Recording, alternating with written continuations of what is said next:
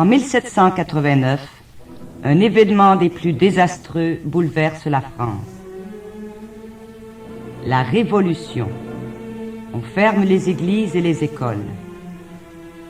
On massacre un grand nombre de prêtres, de religieux et de religieuses. On s'efforce par tous les moyens de ridiculiser et d'étouffer la religion chrétienne. Partout, c'est le désordre. On manque de soutien spirituel. La jeunesse surtout en souffre.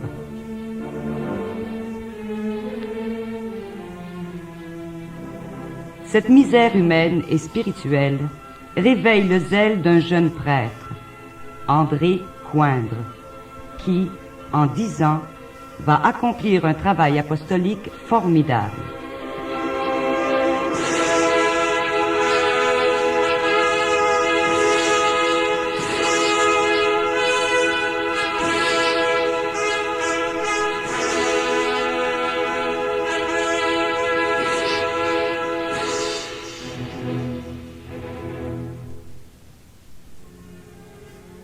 André Coindre naquit le 26 février 1787. Son père, Vincent, était tailleur d'habits et plus tard marchand de sel en gros. Sa mère, Marie Mifflet, était ménagère et par-dessus tout grande chrétienne. Ils habitaient près de l'église de Saint-Nizier à Lyon, en France. André grandira donc en pleine révolution et jusqu'à l'âge de 15 ans, il ne pourra fréquenter l'église qu'irrégulièrement ou en cachette, puisqu'une loi civile les avait toutes fermées et avait interdit le culte catholique. Heureusement, il avait une mère très chrétienne qui lui apprit la religion. Il semble bien aussi qu'il ait fréquenté une école catholique clandestine tenue par des prêtres. En 1804, André a 17 ans et il entre au petit séminaire de Notre-Dame de l'Argentière, près de Lyon, où il fait de brillantes études. 5 ans plus tard, il passe au grand séminaire de Saint-Irénée, où il se montre un théologien modèle. Il choisit pour devise « N'épargne nul effort pour devenir sel de la terre et lumière du monde ». Il est ordonné prêtre le 14 juin 1812 des mains du cardinal Fesch, oncle de Napoléon Ier. André a 25 ans. Il suit encore un cours d'éloquence. Il se distingue non seulement par ses qualités sacerdotales, mais encore pour ses dons notoires d'orateur. Si bien que l'année suivante, en l'anniversaire du couronnement de l'empereur, il est appelé à prononcer le discours officiel en la primatiale de Lyon, en présence de Napoléon lui-même, dit-on, et de nombreux dignitaires civils et religieux. André a 26 ans. Pendant 18 mois, il est premier vicaire dans l'importante paroisse de Bourg-en-Bresse, à 60 km de Lyon.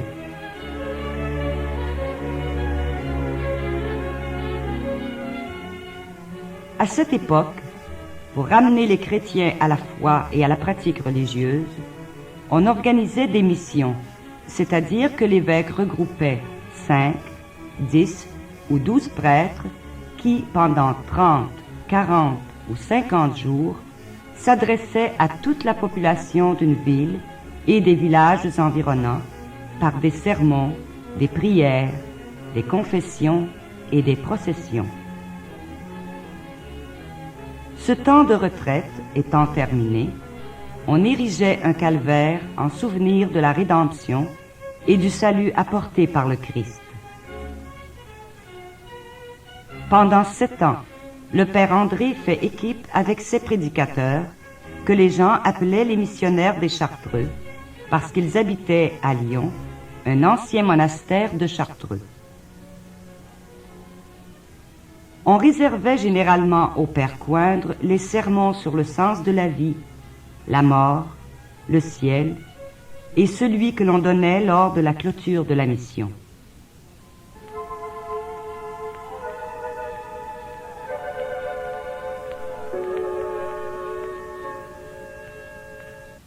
Et puis, un soir, nous sommes en 1815, le père André, en rentrant chez lui, passe devant l'église Saint-Nizier et y trouve 2 fillettes, 2 orphelines, transies de froid, affamées et en haillons. N'écoutant que son cœur d'apôtre, il emmène les fillettes et les confie à Claudine Thévenet, une dame pieuse. Cette misère de l'enfance abandonnée réveille son zèle apostolique, qui ne connaîtra plus d'arrêt jusqu'à sa mort.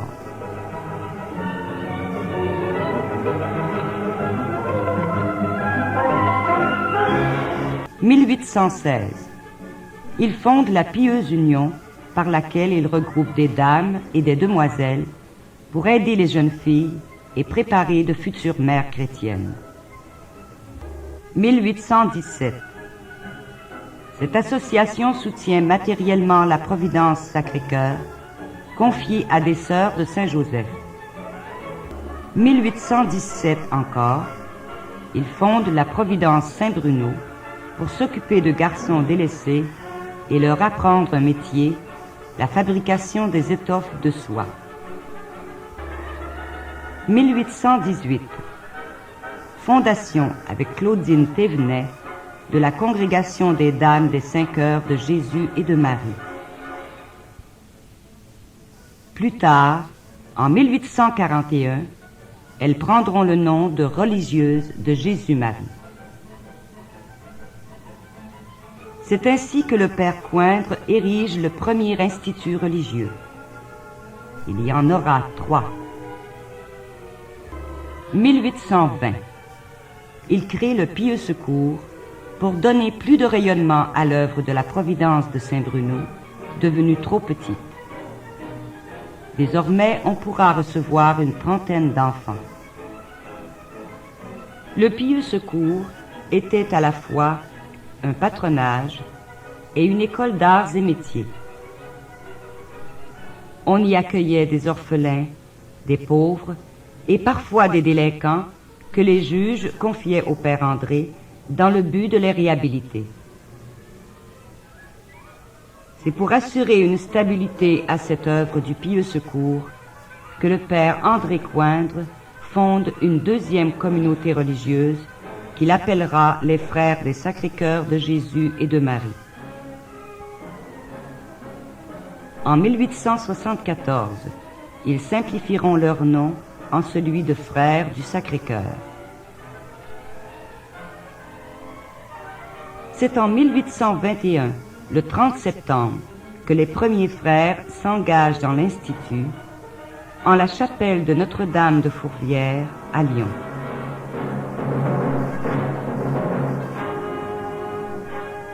Tant de travail et de fondation devraient lui suffire, mais le père Coindre écrivait « Le repos n'est pas sur la terre, mais le combat. » En 1822, l'évêque du diocèse du Puy lui demande de venir fonder une autre société de missionnaires comme celle des Chartreux. Le père Coindre accepte et fonde la Société des prêtres missionnaires du Sacré-Cœur de Jésus de Monistrol. L'homme d'action n'allait pas chez le père Coindre sans l'homme de prière. Au cœur de mon Jésus, ô trésor toujours ouvert et toujours plein, faites couler à grands flots dans nos cœurs des torrents de flammes d'amour. C'est à cette flamme divine qu'il puise toute son inspiration, et c'est par elle qu'il allume tout sur son passage. En 1823, il ouvre une autre école et un noviciat pour la formation des jeunes qui accouraient de partout pour devenir frères. 1824, il voit à la fondation de 3 nouvelles écoles, avec tout ce que cela comporte de tracas financiers, de démarches avec les autorités. 1825. 4 autres écoles voient le jour grâce à la diligence du père Coindre. Le père Coindre semble être partout, il voit à tout. En 10 ans, il prêche plus de 100 missions et retraites. Si vous voulez être heureux, je n'ai qu'un mot à vous dire. Aimez Dieu et aimez-le beaucoup. Nos 2 premières missions ont eu un entier succès. 4500 communions ont été distribuées, les gendarmes de Pradelles, les bourgeois.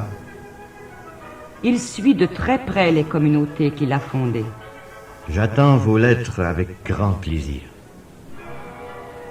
Je suis moins inquiet quand je sais ce qui se passe. Il me fait plaisir de savoir. Dites-moi, comment va l'atelier? Il encourage tout le monde, remonte le moral de chacun. Ouvrez-moi votre cœur, et Dieu aidant, je pourrai vous donner des conseils. Quand le fardeau sera si lourd que vos épaules ne pourront plus le soutenir, ni physiquement, ni moralement, je ne vous laisserai pas écraser. Faites-moi part de vos petites peines. Je pourrai vous écrire.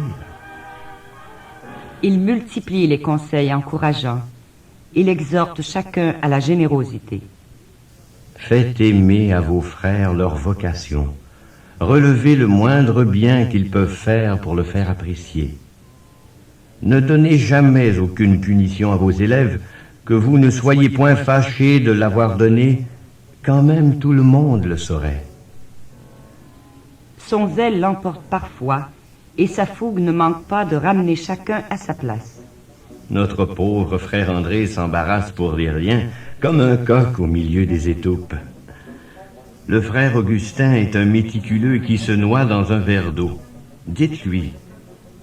Il doit s'ingénier pour trouver de l'argent afin d'entretenir ses œuvres.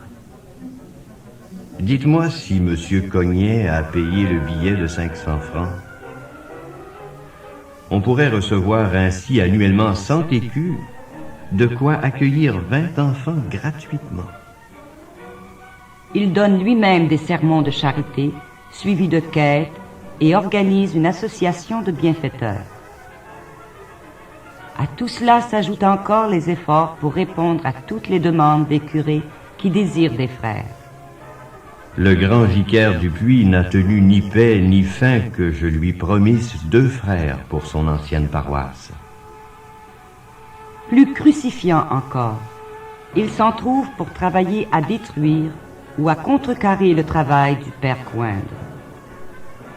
Ainsi, il repousse vertement les tentatives du grand vicaire de Lyon qui voudrait fondre sa communauté avec celle des frères maristes. Défions-nous d'un pareil système. C'est bien peu connaître les hommes et les œuvres de Dieu que de penser à de pareilles fusions. C'est comme si l'on voulait fondre tous les ménages. Mais, en fils obéissant de l'Église, il accepte les vues de l'évêque du Puy, qui contrecarre ses plans à Monistrol, et il démissionne de son poste de supérieur général de la Société des prêtres missionnaires, au moment où l'évêque de Lyon le demande pour fonder une 4e communauté. Le père Coindre se met aussitôt à la rédaction d'une règle pour cette nouvelle communauté. Mais l'évêque change subitement d'idée et la 4e communauté n'existera jamais. 1826. Monseigneur de Sauzin le demande dans le diocèse de Blois et le nomme supérieur du grand séminaire.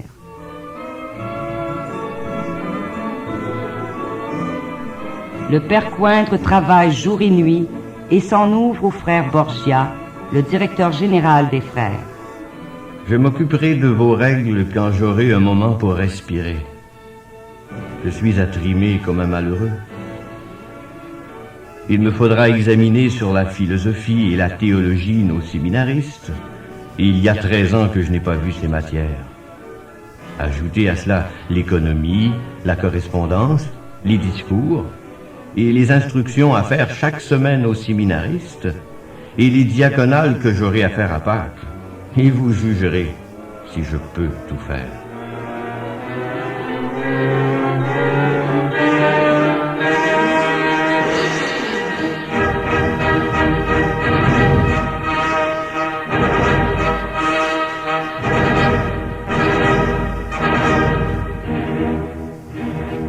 Cette fois, c'en est trop. Au début de mai 1826, le père Coindre tombe malade. Tous ses travaux, tous ses tracas ont miné sa santé. Une forte fièvre cérébrale s'empare de lui. Et dans la nuit du 29 au 30 mai, avant que ceux qui le veillaient n'aient pu le secourir, il ouvre la fenêtre et tombe sur le pavé de la cour intérieure. Il expirait vers 2 heures du matin, le 30 mai 1826, victime d'un zèle auquel il n'avait pas appris à poser de limites. Le père Coindre était âgé de 39 ans et mourait après 10 ans seulement d'un labeur incessant.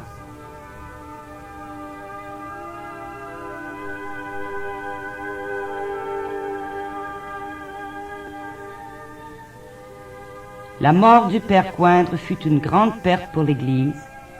C'était un prêtre influent, un prédicateur éminent, un priant convaincu et un homme d'envergure. C'était une perte plus grande encore pour l'Institut des Frères du Sacré-Cœur, qui comptait déjà une centaine de membres et une dizaine de maisons dont l'organisation restait à parfaire. Mais dans un sermon, le père Coindre avait dit « Les apôtres meurent, mais leur zèle ne meurt pas avec eux. Il sortira de leurs cendres des héritiers de leur zèle qui continueront à répandre l'Évangile par tout l'univers. » Sa prophétie va se réaliser. La Société des prêtres missionnaires de Monistrol, fondée en 1822, continuera quelque temps son travail apostolique, puis se restreindra au petit séminaire.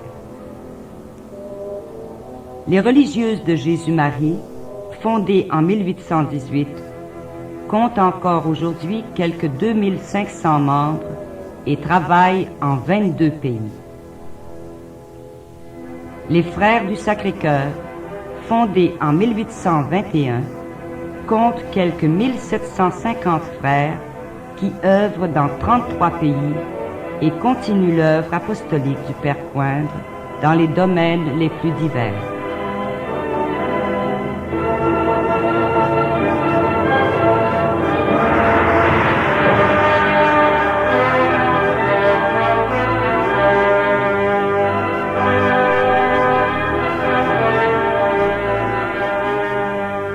Ce que le père Coindre disait de Saint Vincent de Paul dans un sermon, nous pouvons le lui appliquer. Venez tous à son tombeau. Vous aurez tous de quoi vous instruire. Venons à notre tour chercher des leçons sur sa tombe. Il est notre patron. Il doit être notre modèle. Et il sera notre juge si nous n'avons rien de ses vertus.